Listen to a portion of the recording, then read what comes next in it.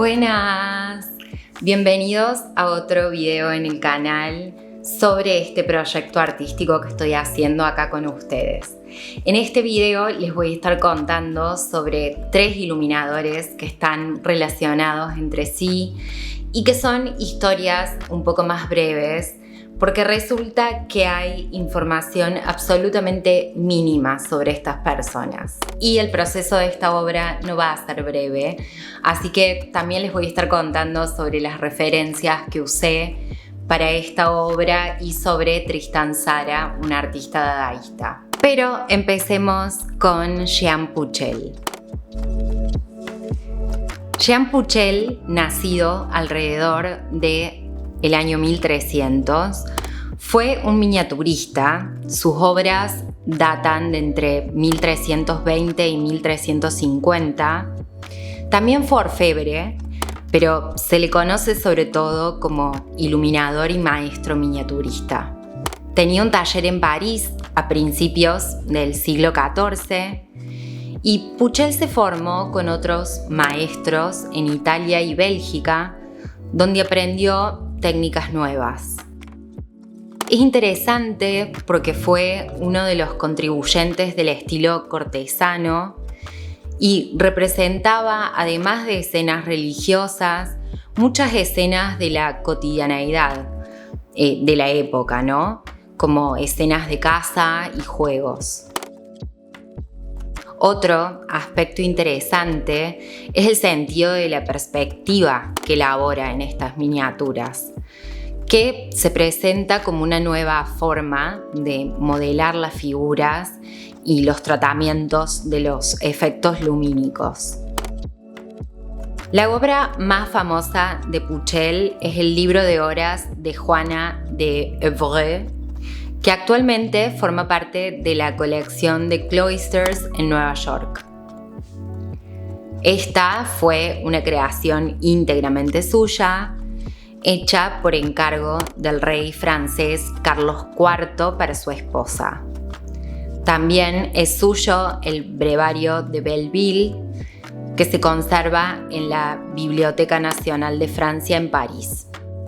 Su estilo perduró durante 40 años después de su muerte, a través del trabajo de su discípulo Jean Lenoir, que es el segundo miniaturista del que vamos a hablar. Jean Lenoir fue un iluminador francés activo en París entre 1335 y 1380. Su obra principal es el Salterio de Bonne de Luxembourg, que también se encuentra en The Cloisters en Nueva York. En 1331 estuvo al servicio de Yolanda de Flandes, condesa de Bar, duquesa de Bar y posteriormente del rey.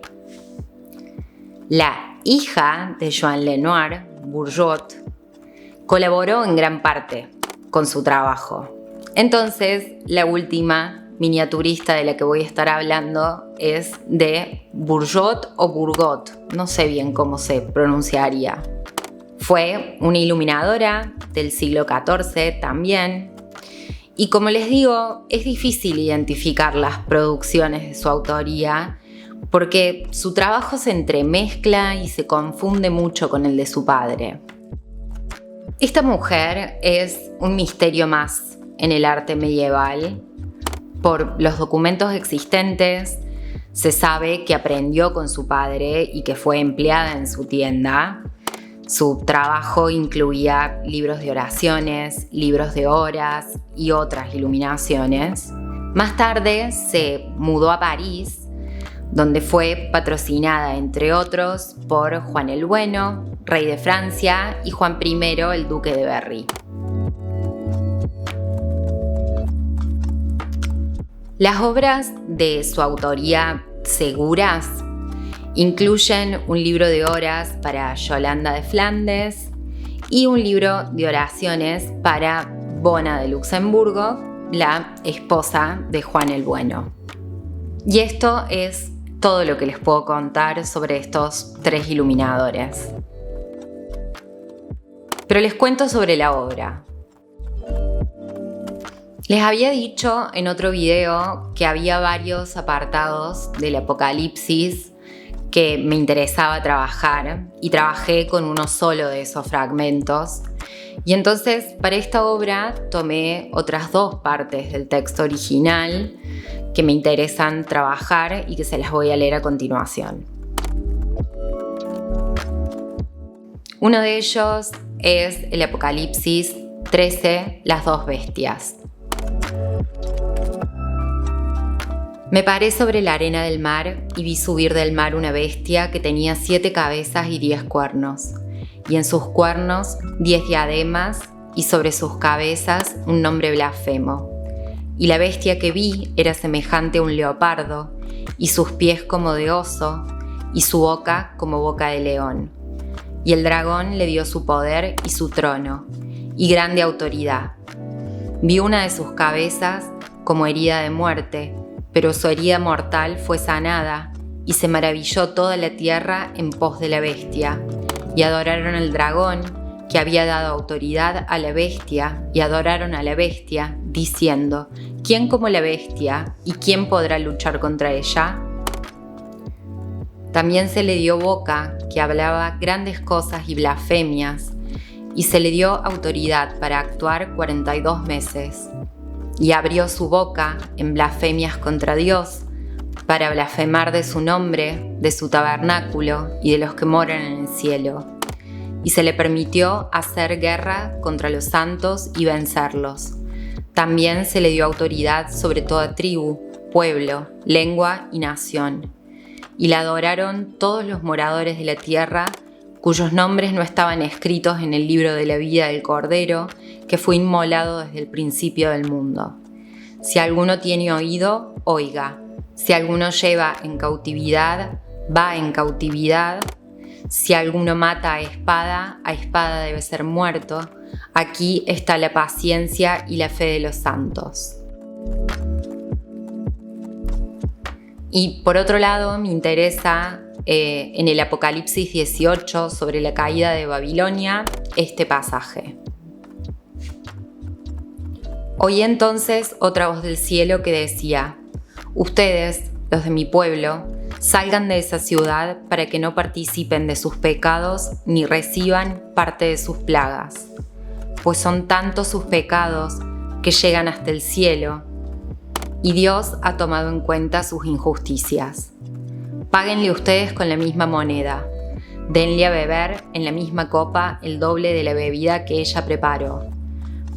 Páguenle con tantos tormentos y llanto como el esplendor y las riquezas en que ha vivido, porque en su corazón dice: estoy en mi trono de reina, no soy viuda y jamás experimentaré el sufrimiento.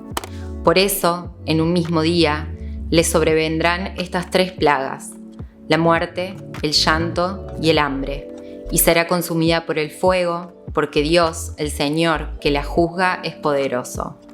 Entonces los reyes de la tierra, los que con ella adulteraron y vivieron en deleites, llorarán y harán lamentación cuando vean el humo de su incendio. Sentirán miedo al ver su tormento y desde lejos dirán: ¡ay de ti, la grande y poderosa ciudad de Babilonia! ¡Ay de ti, porque en el preciso momento llegó tu castigo! Y decidí poner a dialogar estos textos con una frase de Tristan Tzara. Tristan Tzara nació en 1896 en Rumania. Fue un poeta, ensayista y artista performático, y nada más y nada menos que uno de los fundadores del movimiento vanguardista conocido como dadaísmo, del que es considerado como su máximo exponente, junto, por ejemplo, con otros artistas como Marcel Duchamp, que también cité en otro video. Vivió en Francia casi toda su vida y fue uno de los autores más importantes del dadaísmo, movimiento que fundó junto con Jean Arp y Hugo Boll, una corriente artística de vanguardia totalmente revolucionaria en el sentido de que buscó romper con todos los parámetros establecidos a lo largo de la extensión de la historia del arte occidental, tanto que hoy día es catalogado como un movimiento antiarte.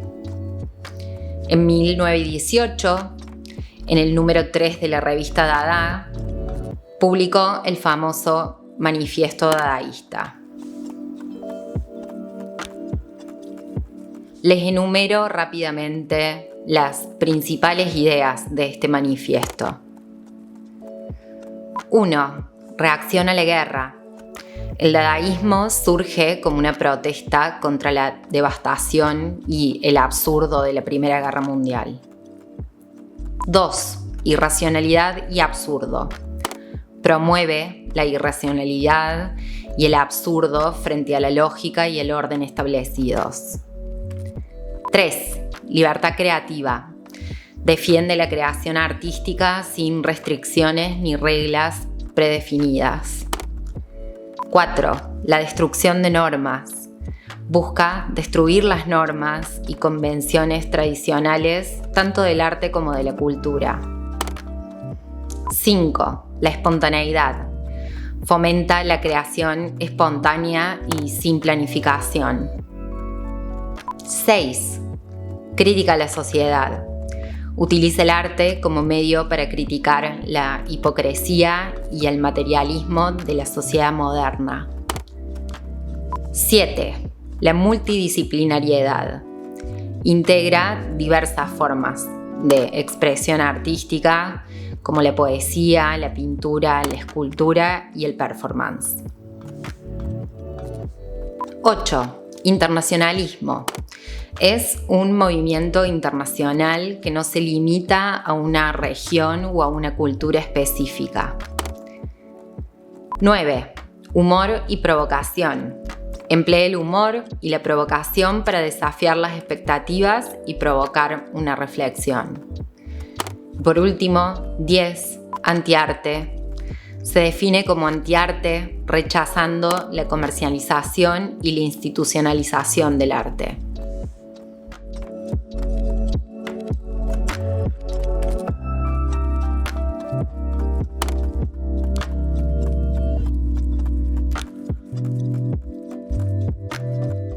Es interesante que muchos de los movimientos de las vanguardias históricas tuvieron sus manifiestos. Son casi como los 10 mandamientos, pero de un movimiento artístico. Una declaración de intenciones, digamos. Tristan Tzara escribió muchos manifiestos y en el texto de los 7 manifiestos Dada, en el apartado sobre el amor débil y el amor amargo, Tzara dice: ¿es acaso necesaria la poesía? Yo sé que aquellos que más fuerte gritan en su contra sin saberlo, le destinan y preparan una perfección confortable.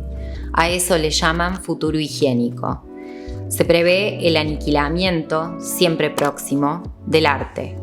Aquí deseamos un arte más arte. Higiene se vuelve pureza, Dios mío, Dios mío. ¿Acaso ya no debe creer uno en las palabras?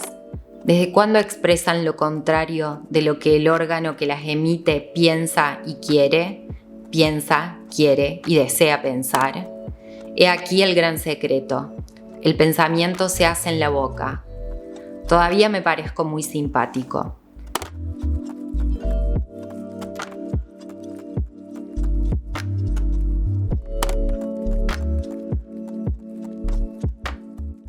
Otro texto que volví a leer a razón de estar haciendo este proyecto artístico es Diseño y delito de Hal Foster, un libro con el que en algún momento hice una muestra inspirada en el título de este libro, pero en ese momento eran obras hechas a base de polvo, básicamente eran huellas de polvo. Este proyecto artístico no tiene nada que ver con ese otro, pero sí me acordé de un apartado de este libro puntual que se llama Este funeral es por el cadáver equivocado. y quiero leérselos. Dice: es por sí evidente que nada referente al arte es ya evidente por sí, escribió Adorno en 1969. Ni su vida interna, ni su relación con la palabra, ni siquiera su derecho a existir. En muchos respectos, la expansión aparece como contracción. Hoy, más de 30 años después, ¿podría esta declaración cerrar retrospectivamente su círculo hasta incluir su propia asunción implícita del fin del arte? En otras palabras, ¿podría el fin del arte ser una cosa más del arte que no es ya evidente por sí? En el sentido trivial, por supuesto, este final nunca llegó. Pero es que el fin del arte nunca significó una detención literal de las pinturas, las esculturas, las películas, las novelas y todo lo demás. De lo que se trataba era de la innovación formal y de la significación histórica de estos medios. Para muchos creyentes, el arte sirve desde hace mucho tiempo como el indicio esencial de su cultura, de su edad, o en su formulación hegeliana más fuerte, de la realización del espíritu en la historia. Sin embargo, hace ya algún tiempo que el arte ha dejado de poseer este peso simbólico.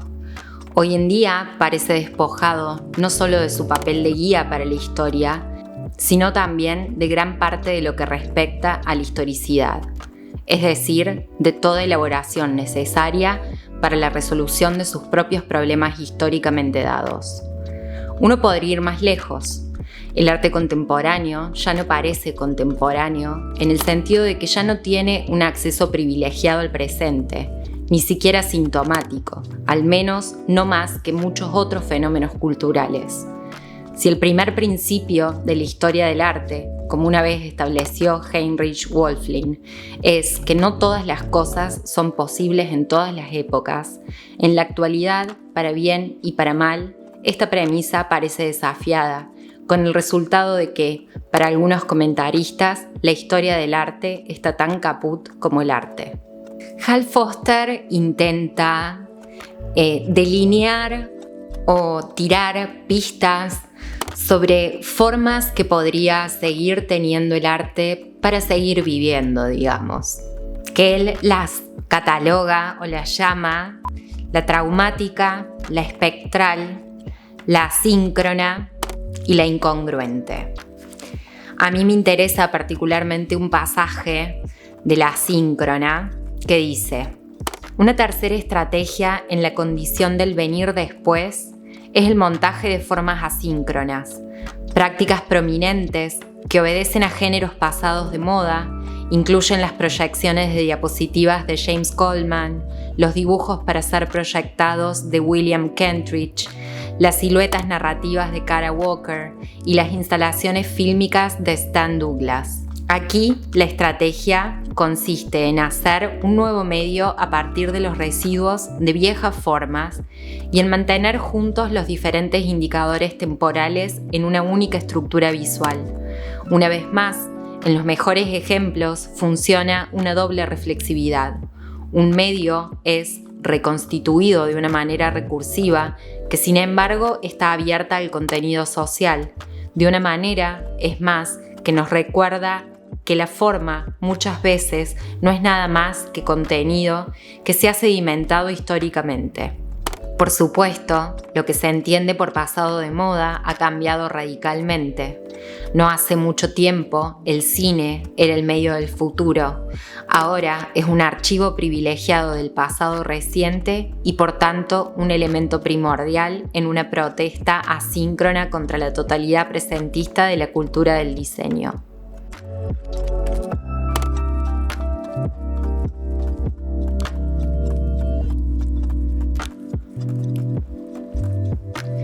Y bueno, después de un proceso de licuadora mental, verán que mis referencias están un poco por todos lados, y es que son años y años de lectura sobre arte. Llegué a esta obra que ahora, hoy, es mi favorita.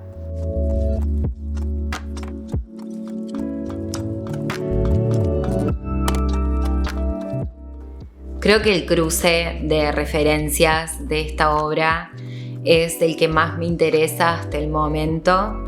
Me parece que quedó muy bien cerrada y abierta al mismo tiempo. Pero bueno, espero que hayan disfrutado este video tanto como yo disfruté hacerlo. Si es así, les pido porfi que comenten, le den un me gusta, que se suscriban. Son todas cosas que ayudan mucho en este mar de información que es YouTube. Yo los voy a ver muy prontito con otro video. Les mando un beso enorme. Adiós.